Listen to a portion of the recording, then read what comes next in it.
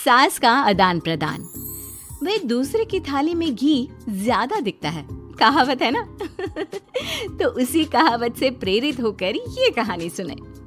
मीरा अपनी सहेली सीमा से कहती है, क्या रे सीमा, तेरे जैसी सास भगवान सबको दे। कोई रोक टोक नहीं, कोई बोलियां नहीं, आराम से रहती है और आराम से रहने देती है। एक मेरी सास है। माना कोई रोक टोक नहीं है, लेकिन दूसरी कई परेशानियां हैं जो मेरी सास के साथ है, तू नहीं समझेगी। चल अच्छा रखती हूँ, ननद आई है, उसकी खातिरदारी करनी है। मीरा सीमा की सास से काफी इम्प्रेस रहती है। फिर एक दिन सीमा मीरा के घर किसी काम से जाती है। मीरा की सास कहती है, हाँ भाई सीमा, क्या करने आई है? घर में कोई काम धाम नहीं है क्या? सीमा को तो शौक लगता है, ऐसे कोई कैसे बोल सकता है। आंटी, मैं कौन सा कुछ लेने आई हूँ, देने ही तो आई हूँ। ये अचार बनाया था। तभी मीरा आ जाती है। अरे तू अचार लाई है? तेरी सास ने कुछ कहा नहीं?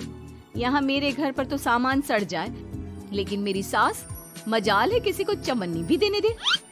अरे क्यों ना बचाऊं चवन्नी, मेरे बेटे की मेहनत की कमाई है। तेरे भरोसे रहूं तो सब लुटा दे।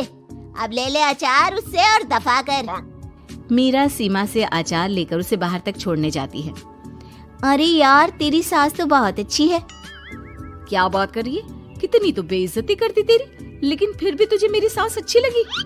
मेरे घर आजा कभी, मेरी सास को देखेगी ना तब पता चलेगा। अरे इससे ज्यादा बुरा क्या हो सकता है। जरूर आऊंगी मैं तेरे घर, लेकिन मैं कुछ लेकर नहीं आ सकती। हाँ, देख रही है ना मेरी सास का हाल। हाँ हाँ, कुछ न लाना, मैं तो कहती हूँ खाली झोला ले आना बस। सीमा चली जाती है। फिर क्या, दोनों अपने काम में लग जाती हैं।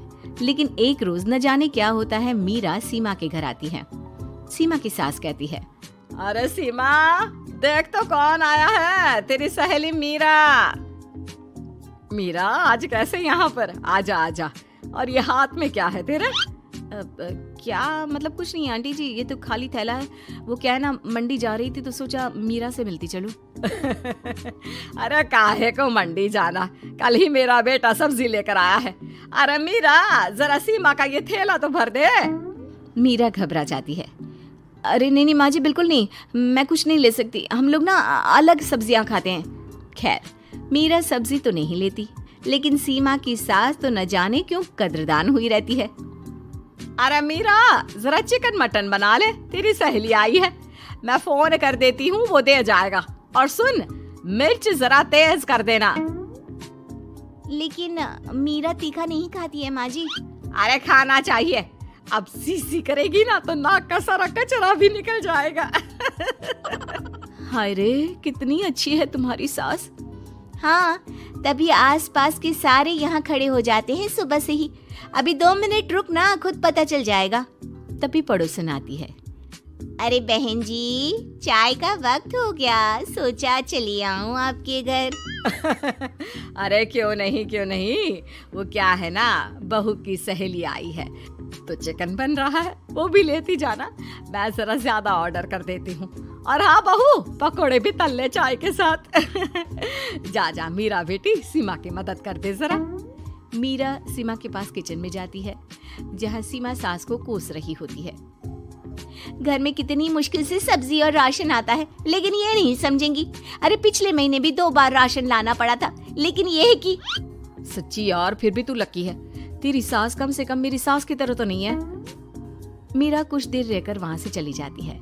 दोनों बहुएं किसी तरह सास के साथ दिन काट रही थी कि एक दिन सीमा कहती है, नहीं नहीं माँ जी, बस करिए, तंग आ गई हूँ मैं आपसे। मैं अब आपके साथ नहीं रह सकती। एक बार, बस एक बार आप मेरी सहेली मीरा की सास की तरह बनकर देखिए। अरे कितनी अच्छी इंसान है वो, कितना सोचती है घर के लिए। दूसरी तरफ मीरा, माँ जी कैसी हैं आप? कुछ तो सोचा करिए, समाज नाम की भी कोई चीज होती है। बस एक बार मेरी सहेली सीमा की सास की तरह बनकर देखिए। अरे कैसे जी जाती है जिंदगी, उन्हीं से पता चलेगा। दोनों की सास को आता है गुस्सा। अरे भाई, कोई छोटे बच्चे तो है नहीं जो किसी के साथ तुलना कर दे और वो कुछ ना कहे। मीरा की सास कहती है, मुझे तो सीमा के पास ही छोड़ा। सीमा की सास कहती है, तू ना मुझे मीरा के पास ही छोड़ दे। दोनों एक दूसरे से सलाह करती हैं और सासों का किया जाता है आदान प्रदान यानी एक्सचेंज। अगली सुबह मीरा की बदली हुई सास। अरे मीरा, मेरी बेटी आ रही है। मीरा को तो आदत थी कि घर का कोई भी आए दमड़ी ना निकले, ना कुछ बनाना ना कोई लेन देन। अच्छा माँ जी ठीक है, कोई बात नहीं। अरे कैसा कोई बात नहीं, अरे लाओ 16 तरह के पकवान और ननद को देने के लिए सीधा निकालो। सीधा समझती हो ना? देना लेन देन? अरे माँ जी कैसी बात कर दी, इस घर में जो कोई कुछ भी ले आए, लेकिन मजाल है घर की चवन्नी भी कहीं चली जाए। अरे ये तो परंपरा ही नहीं है इस घर की। बाकी खाना हो तो रोटी दाल बना देती हूँ। रोटी दाल तो मेरी बेटी दुख में भी नहीं खाती, तो मायके में क्यों खाए। मैं अभी चिकन मटन पनीर और दाल ऑर्डर कर रही हूँ, सब बना देना। लेकिन मेरी तो आदत ही नहीं है इतना सारा खाना बनाने की। नहीं माँ जी, मुझे तो माफ करें। अरे कैसी बात कर रहे? तेरी सास की बेटी नहीं आती थी क्या? आती थी ना, खूब आती थी, लेकिन मजाले की सास कुछ एक्स्ट्रा कर दे। माँ जी देखिए, मेरी तो ये आदत नहीं है। दूसरी तरफ सीमा। माँ जी, वो मेरे मायके से लोग आ रहे हैं, तो मैं जरा उन लोगों के लिए कुछ बना लेती हूँ। क्यों बना लेती हो? दाल रोटी बनी है ना, साथ में अचार रख देना। वैसे आ क्यों रहे हैं बेटी के घर? सीमा को तो बहुत बुरा लगता है। कहाँ तो उसकी सास पड़ोसी के कुत्ते को भी घी की रोटी खिलाती है, और कहाँ ये मीरा की सास जो उसके मायके वालों के लिए सूखी रोटी अचार रख देने की बात कर रही है। वो मेरी भाभी आई है ना, नई, तो शादी के बाद भाई पहली बार आ रहा है। हाँ तो उन लोगों को बोल दो, हमारे घर का रिवाज है सास के लिए 10 साड़ी हार और सजावट का सामान लेकर ही आना, समझे? सास तो बोली जा रही थी, लेकिन सीमा को कुछ समझ में नहीं आ रहा था कि वो क्या करे। सीमा का पति। अरे सीमा क्या हो गया? तुम्हें तो माँ से बिल्कुल ऑपोजिट चाहिए थी ना। कहाँ माँ हर किसी के आओ भगत में तुम्हें लगा कर रखती थी, लोगों से खूब मिलती, घर का सामान बांटा करती थी।